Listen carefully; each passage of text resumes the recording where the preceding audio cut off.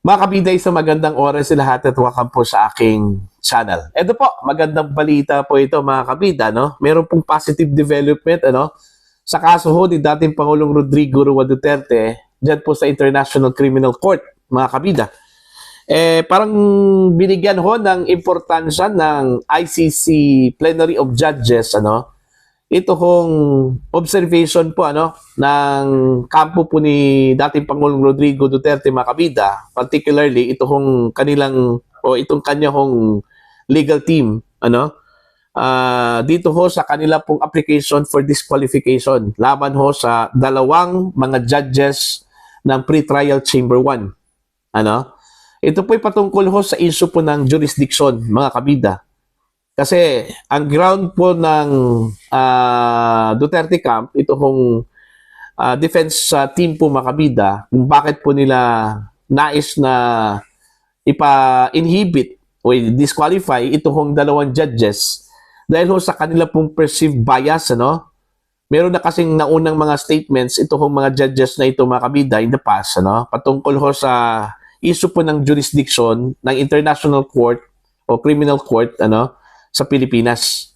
Kaya gusto ho nilang ipa-inhibit, kung sa atin pa yan dito sa Pilipinas, gusto nilang ipa-inhibit ito hong dalawang judges.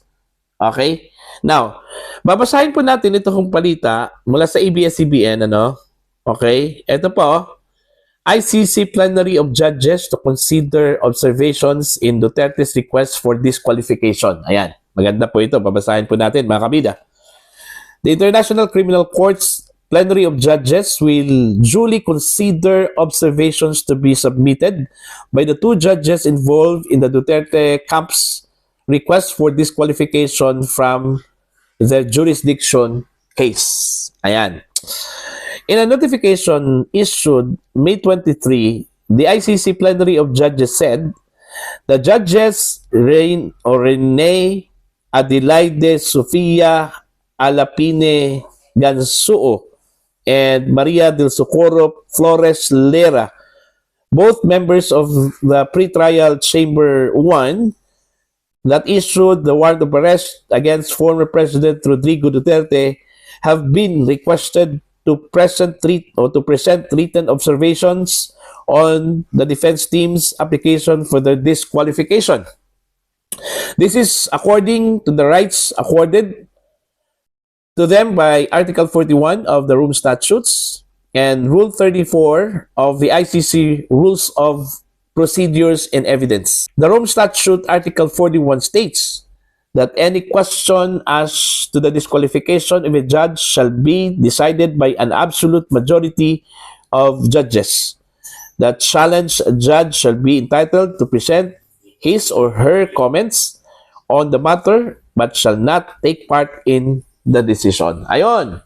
So binigyan ho ng panahon ito hong mga judges, itong dalawang judges po makabida ng plenary of judges po na makapag-submit ng kanilang written reaction or comments, mga kabida, dito ho sa i-final na disqualification request ng defense team dito sa dalawang mga judges. Kasi nga, gaya ng sinabi ko po kanina, yung ground po ng defense team bias na po ito hong dalawa.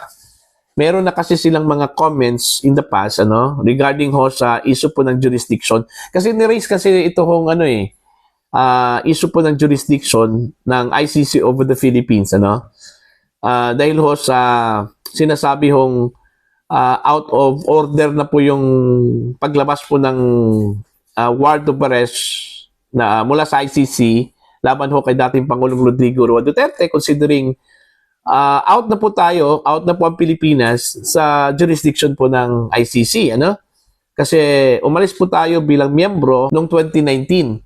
Okay? At yung formal investigation po ng ICC nangyari po 2021. So meaning 2 years after na umalis po ang Pilipinas, mga kabida, sa ICC, tsaka pa ginawa yung investigation, yung formal investigation po ng International Criminal Court. So doon pa lang wala na. Paso na po mga kabida. Kaya yun yung ginawa kong ground po ng defense team dito ho sa pagbasura ho sa kaso ni dating Pangulong Duterte, yung crimes against humanity diyan po sa International Criminal Court, mga kabida.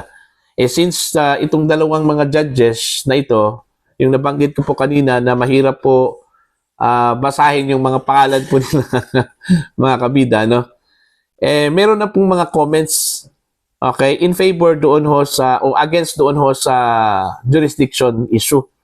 Kaya nga, nakita ho ng defense team na bias na po kasi 3 lang po yung judges ng pretrial chamber 1 eh.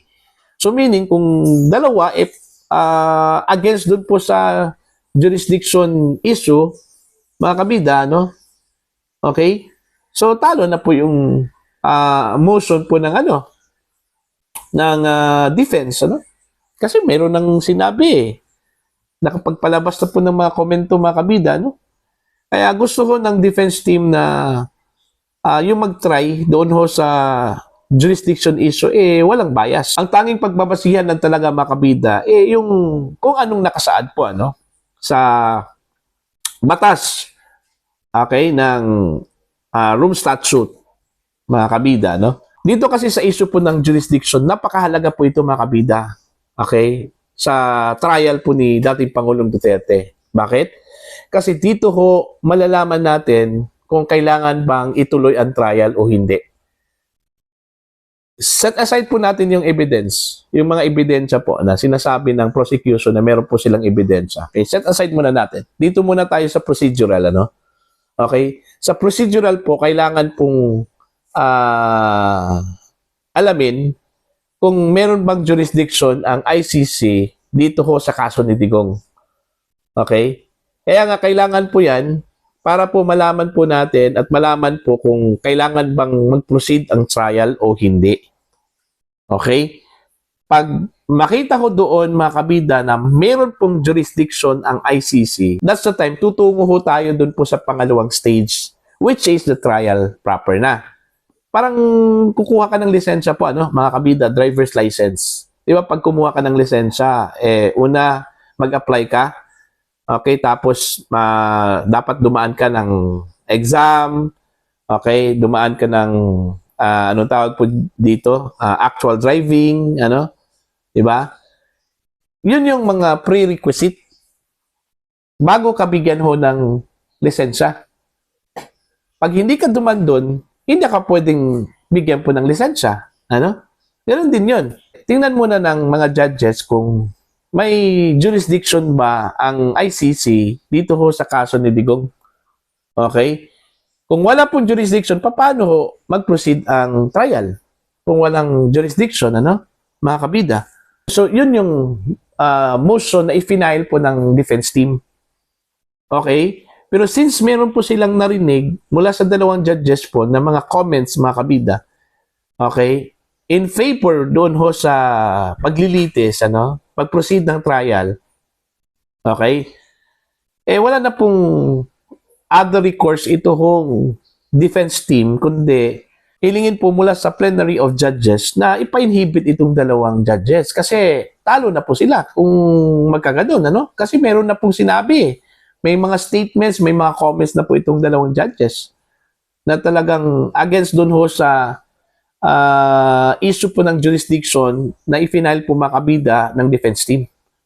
Gusto po ng defense team kasi na ang mag-handle po dito, wala pong duda, walang bias, mga kabida, at stick lang talaga dun kung anong sinabi dun ho sa batas po ng room statute.